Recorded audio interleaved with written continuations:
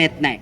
जीवनाच्या असंख्य टेस्ट आपल्याला द्यायची, त्यातली एक टेस्ट फक्त स्वतःला ओळखणे. आणि मी पालकांना मुद्दाम सांगेल, आज घरी जाऊन यांना कधीच असं चिडू नका की कमी मार्क पडले, तुला जादाच पडले, तुला हे झालं नाही.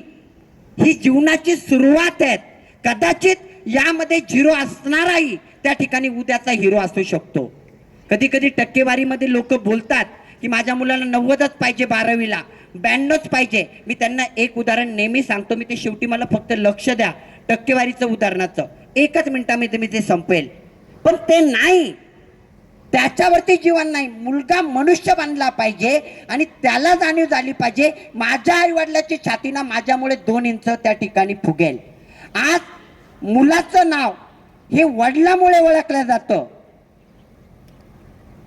मुलाचं नाव आज वडिलामुळे ओळखलं जातं. उद्या मी दिवस असा आणेल विद्यार्थी मित्रांनो की माझ्यामुळे वडिलाला ओळखलं जाईल, सांगितलं जाईल गावात तो आहे ना तो नेव्ही मधला अफसर, त्याचे ते वडील चाललेत बघ, तिचे ते वडील चाललेत, ती पोलीस मध्ये आहे ना तिची ती आई आहे. ही ओळख निर्माण करायची असेल तर त्याला त्या ठिकाणी टार्गेट लागेल आणि तो गोल, ती गोल पोस्ट लागेल, हे मी नक्कीच सांगतो. आणि परत एकदा, आता स्पर्धा परीक्षात येतात किंवा दिवसाची सुरुवात होते, काही जणांच्या डोक्यामध्ये असतं, मला तर ह्या गोष्टीचा खेद वाटतो महाराष्ट्रामध्ये. नेहमीच 2009 पासून या क्षेत्रात काम करतोय, गावागावात जाऊन व्याख्यान देऊन, टी व्हीवरती असेल, माझ्या इंटरव्ह्यू असतील, लाखो इंटरव्ह्यूमध्ये मला ह्या प्रश्नाचा अजूनही खेद आहे की अजूनही आपल्या महाराष्ट्रामध्ये अधिकारी बनण्याचं प्रमाण का? 10वीला माझ्या विद्यार्थ्यांना किती विद्यार्थी असे आहेत रे? खरं खरं सांगा. त्यांच्या शिक्षकांनीच त्यांना सांगून ठेवलं, तुझी 10वीची टक्केवारी बघून सांगेल तुला काय करायचं. खरं सांगा, तुला सायन्स घ्यायचं की तुला आर्ट्स घ्यायचं की तुला लॉला जायचं की तुला डिप्लोमा करायचा की तुला स्पर्धा परीक्षेत जायचं? किती विद्यार्थी आहेत इथं? हातवरती नाही करणार, टक्केवारी बघून. बरं, टक्केवारी कधी भेटणार? 2 महिन्यानंतर. परीक्षा संपून 2 महिने झालेत, मग 2 महिने विद्यार्थी काय करणार? परत तेच गणित, मामाच्या गावाला जाऊया. 2 महिने. जीवनामध्ये एक एक मिनिट किती महत्वाचा आहे याची कल्पना जर त्यांना त्या शिक्षकाने करून दिली नाही तर मी म्हणतो त्याच खेदाची गोष्ट आहे. बाहेरच्या राज्यात काय होतं? का केरळ पुढे 5वी पासून सांगितलं जायचं तुला कलेक्टर बनायचं आहे, तो चालली ना ती गाडी, ती कलेक्टरची, तिच्या मागे ताफा बघ, तो तुला पोस्टवरती जायचं आहे. नाही बनणार तो विद्यार्थी कलेक्टर, पण त्या ताफ्यातला एक अधिकारी नक्की बनेल, ही त्यांची मानसिकता असते. आपल्याकडे मानसिकता काय बनलेली आहे? नाही, हे होतच नाही. आणि मागे पाय ओढणारे आपण नेहमीच म्हणतो. एक उदाहरण मी सुंदर जिवंत उदाहरण आहे. 2 बेडूक विहिरीत पडलेत, एक बेडूक त्या ठिकाणी, 2 बेडूक विहिरीत पडले, दोन्ही बेडकं उड्या मारत होते. त्या आवाज ऐकून आजूबाजूची बेडकं तिथं आले आणि त्या बेडकांनी बघितले, अरे खूप रक्तबंबाळ झाले, त्यांना काही बाहेर निघता येत नाही. आणि ते उड्या मारणारे बेडकं, प्रयत्न करणारे बेडकं, त्यांना बघून बाकीचे बेडकं काय म्हटले माहिती आहे? त्यांनी सांगितलं, तुमच्यातलं एकही आता वर येत नाही, तुम्ही तिथंच मरणार आहेत, तुम्ही तिथंच शांत राहा, ताकद वेस्ट वाया घालू नका, शांत तरी मरा. बाकीच्या बेडकाने सांगितलं. हे एका बेडकाने ऐकलं, पण तो शांत बसला बाजूला जाऊन. पण दुसऱ्या बेडकाला ऐकलंच नाही, तो त्याचे प्रयत्न चालू, उड्या मारतोय, उड्या मारतोय, उड्या मारतोय, रक्तबंबाळ झाला, पण शेवटी वर आला. आता वर आल्यानंतर सगळे बेडकं अचंब्याने पाहायला लागले आणि तो खालचा बसलेला तिथंच मेला. आता वरती आल्यानंतर सगळ्यांना प्रश्न पडला की हा बेडूक कसा वरती आला? तर त्यातला एक बुढा बेडूक, म्हातारा बेडूक पुढे आला. तो म्हटला, त्याला काहीच विचारू नका, तो आमच्याच घरचा आहे, त्याला ऐकायलाच येत नाही, त्याला ऐकायला येत नाही. आता मला या प्रश्नाचं उत्तर त्या बेडकाने शिकवलं की माणूस मोठा का जातो, वरती का आला? कारण त्याने लोकांचं निगेटिव्ह ऐकलं नाही, वर येऊच शकत नाही, कानावरच पडलं नाही. ते जर कानावर पडला असतं तर तो पण वरती आला नसता. आज आपल्याला काही गोष्टीमध्ये बैर व्हावं लागेल, ज्ञान घ्यावं लागेल, तर अशा लोकांकडून जे अनुभवी असतात. मी म्हणत नाही अकॅडमी निवडायची, गरुड जीप निवडायची का नाही, तुमच्यावरती, पण जा त्या अधिकाऱ्यांकडे, PSI असेल, SP असेल, CP असेल, ST असेल, आर्मीतले अधिकारी असतील, आर्मीत लागलेला असेल, नेव्हीत लागलेला असेल, पोलीस असेल, ग्रामसेवक असेल, त्याला तो कमीत कमी सुशिक्षित आहे, त्याला ती माहिती आहे त्या क्षेत्रात कसं जातात, काय करतात, आणि त्याने सांगायचं की माझ्या मुलाला हे करायचंय. जर त्याने जर आमचं नाव घेतलं किंवा कोणाचं नाव घेतलं, बिंदास जायचं. ही झाली प्रोसेस. पण आपण ऐकतो कोणाकून आहेत? ज्याने हे बघितलंय की त्याच्या घरात पुरा अंधार झाला आणि तो आपल्याला सांगतोय तू हे नको करू, तू ये ना इंजिनिअरिंगला जा. का? पहिले तर स्वतःचं घर जाळायचं आणि नंतर आपलं जाळायला तयार आणायचं. एक वाक्य सुंदर. वेळ आहे आपल्याकडे? खरंच आहे का? मला तर माहिती, मला पण भूक लागली, थांबायचं होतं. पण 2 उदाहरणं नक्कीच मी देणार आहेत. आणि हे उदाहरणं याच्यासाठी माझ्या मुलांसोबत मी नेहमी बोलेल, मला पालक एकत्र नाही भेटत. आणि आज ॲडमिशन झाल्यानंतरही माझे दुःख असतं की पालक का येत नाही. पालक यात बिझी आहेत, विद्यार्थी घडेल नाही माहिती. 2-3 लाख भरले ना, मग ते सोनवणे सर यांची टीम बघून गेल, त्याला अधिकारी बनवून पाठवून देतील. झालं का? नाही, त्यासाठी चक्कर लागतील. विद्यार्थी खरंच सुट्ट्या किती मारतो? खेदाने बोला असं वाटतं, 3 वर्षात जो विद्यार्थी 1.5 वर्ष सुट्ट्या मारतो त्याचा रिझल्ट मी नाही, यमदेव त्या ठिकाणी ब्रह्मदेव जरी आला तर देईल का? मी एक उदाहरण तुम्हाला याच्याकरता आलंच ते देवाचं उदाहरण म्हणून सांगतो. महाभारतातलं एक पात्र होतं बघा, कर्ण. माहिती आहे? सगळ्याला कर्ण माहिती आहे. ज्या वेळेस कर्णाची शिक्षा पूर्ण झाली, तो गुरु समोर गेला, तेव्हा गुरुने कर्णाला सांगितलं, कर्णा तुझी शिक्षा पूर्ण झाली आहे, तुला या भारतात नाही जगात हरवणारा कोणी नाहीये. एवढी ताकद, एवढी शक्ती, एवढी ऊर्जा तुझ्यात आहे, तुला कोणीच हरवू शकत नाही. साक्षात तुला जर हरवायचंय तर फक्त शंकराला यावं लागेल, एकच माणूस हरवू शकतो. पण घडलं काय? घडलं असं, महाभारताचं युद्ध चालू झालं. कर्णाची एवढी अफाट शक्ती, कर्णाने जर एक बाण मारला तर ज्या रथावरती कृष्ण बसलेला आहे, विष्णूचा अवतार, एवढी मोठी शक्ती. ज्या रथावरती हनुमान बसलेला आहे, ज्याला शंकराचा अंश म्हणतात, एवढी मोठी शक्ती ज्या रथावरती. कर्णाच्या एका बाणाने कमीत कमी 3 फूट मागे रथ जायचा, एवढी शक्ती होती अफाट. तरी कर्ण हरला. कारण काय? कारण काय? फक्त संगतचा गुण. संगत वाईट होती आणि वाईट विचारासोबत राहिल्यामुळे त्याचा अंत झाला. आज मुलांना याच्यापासून वाचवण्याची गरज आहे. जोपर्यंत त्यांचे मित्र कोण, त्यांची संगत कोण, त्यांचं बॅकग्राऊंड काय, तोपर्यंत नाही होणार. याच्यासाठी मी तुमच्या भाषेतलं उदाहरण सांगतो. तुम्ही शेतकरी आहात, नाही शेतकरी असले तरी शेती बघितली आहे. शेतीवाला काय करतो? एक बीज आणतो, हे बीज आहे माझं, हे तुमचं बीज आहे, हे मुलं जे आहेत विद्यार्थी बीज आहे, आणतो आणि त्या ठिकाणी शेतात लावतो. पण सगळेच बीज उगवतात का? नाही उगवत. काही बीज सडून जातात, काही बीज उगवत नाही, तिथेच त्या ठिकाणी सडतात. याचं कारण एक, बीजाला जर मोठं व्हायचं, विद्यार्थ्यांना घेऊन जा, त्या बीजाला जर मोठं व्हायचं, त्या बीजाला पहिले ठरवावं लागतं मला उगायचं आहे. आणि उगण्याची प्रोसेस सोपी नाहीये, त्याला स्वतःचं पोट फाडावं लागतं, त्रास सहन करावा लागतो बीजाला. तर अंकुर येतो. पहिली प्रोसेस ठरवणे. आता ठरवलं, अंकुर आला, पण त्या ठिकाणी त्याचं पीक आलं का? नाही. त्याला दुसरी प्रोसेस. जसं बीजाला ठरवावं लागतं तसं आपल्याला ठरवावं लागेल, मला काय करायचंय, बनायचंय ते आज ठरवा. दुसरं, बीज त्या ठिकाणी अंकुर आला, रोप झालं, पण रोपाचं पीक झालं का? नाही. त्याला अजून एक गोष्ट लागते. काय लागते? रोप होण्यासाठी बीजाला पाणी लागतं. पाणी म्हणजेच काय या विद्यार्थ्याच्या जीवनात? शिक्षण. जेवढं चांगलं शिक्षण, जेवढं चांगलं पाणी, तेवढं ते मोठं होणार. त्याच पद्धतीने बरं ठीक आहे, पाणी भेटलं, शिक्षण भेटलं, आता विद्यार्थी मोठा होतोय. तिसरी गोष्ट, बीजाला पाणी भेटलं, फुल पाणी, फुल चालू आहे, शिक्षण चालू आहे, तरी मोठा होईल का? नाही. त्याला अजून एक गोष्ट लागते. काय? पिकाला अजून एक गोष्ट लागते. काय? फक्त पावसात पडला येईल का? काय लागतं त्याच्यानंतर? ऊन लागतं, उष्णता, ताप.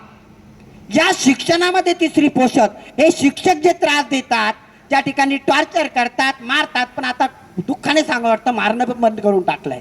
आता मारायचं नाही. माझ्या काळामध्ये घरून मास्तर उचलून न्यायचा, उचलबांगडी करायचा.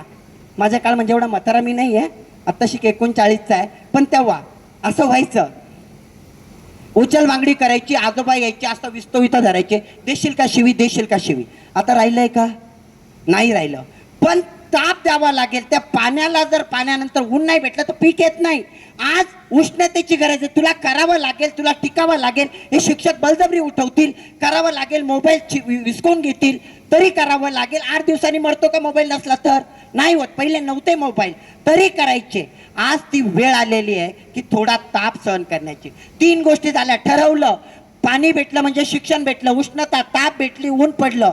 पण अजून एक गोष्ट महत्वाची जी कर्णाच्या बाबतीत झाली होती, सोबत पिकाला येण्यासाठी निसर्ग लागतो, चांगला वातावरण लागतं. तसं आजच्या विद्यार्थ्याला मित्रपणा, त्याचा परिसर, त्याचे आई वडील, त्याचं कुटुंब लागतं. ती द्यायची वेळ आलेली आहे. आणि ते जर चांगलं दिलं तर मी नक्कीच सांगेल या 4 गोष्टी तुम्हाला उद्या त्या ठिकाणी घेऊन जाणार. आणि यात कोणतंही दुमत नाही आहे की तुम्ही मोठे होणार. फक्त गरज आहे आज जाताना एक नक्की करा, एक टार्गेट घ्या आणि पहिले हातामध्ये घेतल्यानंतर त्याच्यावर डेडलाईन लिहा. तुम्ही काय ठरवायचं बिंदास ठरवा, काही प्रॉब्लेम नाही. अजून 10 जणांचे विचार करा, पण ठरवायचं कधी? अजून 1 महिन्यानी, 2 महिन्यानी ठरवणार आहात तर आज वेळ आहे तुमच्या हातामध्ये. कधी ठरवायची? कोणत्याही क्षेत्रात जा, तुम्हाला त्या ठिकाणी यश भेटेल. जाता जाता एक छोटीशी स्टोरी सांगतो आणि थांबतो. ही स्टोरी सांगण्यामागे मला गर्व आहे की ती स्टोरी मी का सांगतो. तुमच्यासारखा एक विद्यार्थी शिक्षणाला सुरुवात केली, 5वी पर्यंत शाळेत गेला, जिल्हा परिषदची शाळा. जायला त्या ठिकाणी 5वी 4थी झाली, पण 5वीला शाळा नाही, गावात त्या ठिकाणी 5 किलोमीटर जायचं. 5वीला सुरुवात झाली, 5 किलोमीटर पैपही जायचं. 5वीचा विद्यार्थी वापिस यायचं, तरी चालू झालं. 8वीला गेला, 8वीला एक धडा आला इंग्लिशमध्ये की एनडीएत जायचं. एनडीएचा धडा होता, त्या शिक्षकांनी धडा शिकवला. हा विद्यार्थी उठला वर्गानंतर आणि त्यांना म्हणला 8वीला की सर मला बी एनडीएत जायचं आहे, काय करू? सर म्हटले असं असं कर, 10वी पर्यंत शिक्षण घे, 12वी सायन्स कर, चांगल्या पद्धतीने टक्केवारीने आणि 10वी पासून अभ्यास कर. त्या ठिकाणी ठरवलं. असं झालं. 10वी चांगल्या मार्काने ते एनडीएचं स्वप्न बघून त्या ठिकाणी लागला कामाला. 10वीला 66% पडले. घरी आनंदाने गेला की आता मला सायन्स घ्यायचं आणि त्या ठिकाणी एनडीएमध्ये जायचं. मी सायन्स घेणार, एनडीएचा अभ्यास करणार आणि चांगल्या पद्धतीने पास होणार. पूर्वी फक्त सायन्सवरती एनडीए होता, आता आर्ट कॉमर्स सगळीकडे एनडीए झालेला आहे. पण त्या ठिकाणी ठरवलं. घरी आल्यानंतर वडील म्हटले बस झालं, आमच्याकडे पैसे नाही, तुला शिकायचं तर आर्ट्स कर, नाहीतर त्या ठिकाणी होणार नाही. आर्ट्स घ्यायचं सांगितलं. जे स्वप्न होतं तुटलं. प्रत्येकाचे स्वप्न आयुष्यात तुटतात, कुठे कुठे खेद येतो. पहिलं स्वप्न तुटलं तरी शिक्षकाकडे गेला परत. त्या शिक्षकाने सांगितलं काही टेन्शन नको, आर्ट्स घे, लगेच शिक्षक बनतो, डीएड कर, एवढे एवढे टक्केवारी घे. परत डीएड करायला पहिल्या वर्षी फॉर्म भरला, डीएडला नंबर लागला नाही, कारण 12वीला फक्त 71% पडले 8 मधून. दुसऱ्या वर्षी भरला, डायव्हर झाला, रिक्षावरती कामाला गेला, थोडक्यात सांगतोय. तिसऱ्या वर्षी भरला, त्या ठिकाणी योगानं मेरिट कमी आलं. किन्नरचा डायव्हर झालेला, वेगवेगळे व्यसन लागलेला तो, एवढा म्हणजे पूर्ण संपलेली लाईफ. योगाने नंबर लागला 250 किलोमीटर दूर. घरी आला, सांगितलं आता डीएडला नंबर लागलाय, 12,000चा डीडी काढायचा. घरी म्हणे पैसे नाहीये, आपल्याला काहीतरी करावं लागेल. बकऱ्या विकल्या आईने, 7 पीस होता गळ्यातला तो विकला आणि कसं तरी डीएडला पाठवलं. डीएडला गेला. पहिल्या वर्षी असं घडलं, कमी टक्केवारी पडले. परत शिक्षकाने सांगितलं. दुसऱ्या वर्षी एवढा अभ्यास केला की पहिल्याच अटेम्प्ट मध्ये त्या ठिकाणी 88.88% पडले. खुश झाला की आता शिक्षकाची नोकरी पक्की, फिक्स माहित होता आता नोकरी लागली. तिथून घरी येत नाही तर दुसऱ्या दिवशी गव्हर्नमेंटने GR काढला, नाही आता डीएड वरती नोकरी नाही, आता पहिली इंटर्नशिप करावी लागेल 6 महिने. परत एक स्वप्न तुटलं. परत इंटर्नशिपला कसा तरी गेला. अजून 6 महिने जाऊ द्या, निघतील. इंटर्नशिप पूर्ण केली, 6 महिने कंप्लीट घातले आणि आता माहिती होतं आता नोकरी पक्की. तिकून परत एक GR आला गव्हर्नमेंटचा, आता इंटर्नशिप वरती नाही, सीएटी द्या, जो सीएटीत मार्क घेईन त्याला नोकरी लागेल. 4थं स्वप्न परत तुटलं. विद्यार्थी करतोय, स्वप्नात तुटताय, या परिस्थितीतून त्याला त्या ठिकाणी आला. मित्राने सांगितलं सीएटी काय, एवढा अभ्यास केला तर काही होत नाही. 1 वर्ष एवढा अभ्यास केला, 200 मार्काची सीएटी, फुल अभ्यास की जर महाराष्ट्रामध्ये त्या ठिकाणी पेपर झाला तर पहिल्या 5-10 मध्ये नंबर फिक्स आहे. सगळ्या मित्राला माहिती होतं, कारण ज्या वेळेस अभ्यासिकात बसायचा खालून त्या ठिकाणी घाम येईल, पण रात्रीची अभ्यासिका खोलणं बंद करणं आणि सकाळची खोलणं त्याच्या हातात होतं. एवढा अभ्यास केला. परीक्षेला गेला, 2 तासाचा पेपर, 200 मार्काचा. त्या ठिकाणी पेपर लिहायला सुरुवात केली, धडधड लिहित होता. 1 तास पेपर लिहिला. 1 तासानंतर छातीत चमक निघली, जागेवरती कोसळला. त्या ठिकाणी पेपर लिहिणं बंद. जेव्हा डोळे उघडले हॉस्पिटलला, तेव्हा सांगितलं पेपर फक्त एवढा 1 तास लिहिलाय, तू पेपर सेंटरला नाही, तू दवाखान्यात आहे. कळून चुकलं, नोकरी गेली. तरी विश्वास होता 1 तासाच्या पेपरवर नोकरी लागेल, चांगले मार्क पडतील. निकाल लागला 2 महिन्यानंतर, 4 मार्काने त्याची नोकरी हातातून गेलेली होती. 1 तास लिहून 4 मार्काने. विचार केला आता काहीच राहिलं, एवढे अपयश येतात म्हणजे आपल्या नशिबात काहीच नाही. आणि तेव्हा तो देवाला पण मानायचा, देवाने लिहिलंय आपलं काही नशीब फुटकंय. गेला आत्महत्येला. घरामध्ये रात्री 2 ट्यूब लाईट, फ्यूज मध्ये हात घातला. हात घातल्या ते शॉकेट सगळं त्या ठिकाणी जळालं आणि ती डीपी बंद पडली. ट्रिप झालं, तो ठिकाणी वाचला. त्याला वाटलं मरायला पण अपयश. परत दुसरीकडे गेला की आता घरातून निघून जाऊन कुठेतरी काहीतरी करू. एका डीपी जवळ जाऊन थांबला. आता डीपीला हात लावणार, सकाळ झाली होती. 2 मित्राला माहिती होतं हे किती ताणात असलं तर एकाच ठिकाणी जाऊन बसतो. तिथे आलेत आणि त्यांनी त्यांना घेऊन गेलेत आणि त्याला सांगितलं नाही करायचं बाळा, असं नाही करायचं, आपण मी तुला नोकरी लावून देतो. 1200 रुपये पगाराची एका शाळेत नोकरी लावून दिली आणि झाला प्रवास सुरू. मी तुम्हाला ही स्टोरी याच्यासाठी सांगितली, हे पूर्ण जीवन माझं घडलेलं आहे. हे मी यातून गेलेलो आहे. हा तुमच्या सोबत सुरेश सोनवणे उभा आहे त्या क्षणातला, जो या अपयशाला त्या ठिकाणी भिडून आलेला आहे. मला विद्यार्थ्यांना एक सांगायचं, यश अपयश नाही. ठरवलं ना मोठं व्हायचं तर ठरवलं. एनडीए करायचं तेव्हा ठरवलं होतं, नाही झालो. पण आज कितीतरी एनडीएचे अधिकारी असतील, नेव्ही असतील, एका सेंटरला 250, 250, 300 नेव्ही मध्ये, एअरफोर्स मध्ये मला दिसतात. अभिमान या गोष्टीचा आहे. माणसाने जर हार मानली नाही तर कोणती गोष्ट अशक्य नाही. म्हणून माझ्या विद्यार्थी मित्रांनो, आज जाताना एकच शेवटचं सांगेल, एक टार्गेट गोल घ्या. काय बनायचं लिहून टाका एका गोलवरती. मिल्खाने लिहिलं होतं 4 पॉइंट एवढे सेकंद, मिली सेकंद मध्ये जाईल आणि ती चिठ्ठी बघायचं, एवढ्यातच पळायचंय, गुरुने दिलेली. तसं नाही भेटणार पोस्टर, आज लिहा, कामाला लागा, डेडलाईन लिहा, एवढंच सांगेल. परत इथं आलेले पालक खूप मोठ्या उमदीने विद्यार्थ्यासाठी आलात. चांगल्या पद्धतीने माहिती घ्या, जिथं जाल तिथं घ्या, पण एकदा घेतलेला डिसिजन मोडू नका, एवढंच सांगेल. यश तुमच्या हातात आहेत आणि यश मिळवणं आपल्याच हातात असतं. धन्यवाद. जय हिंद, जय महाराष्ट्र. आता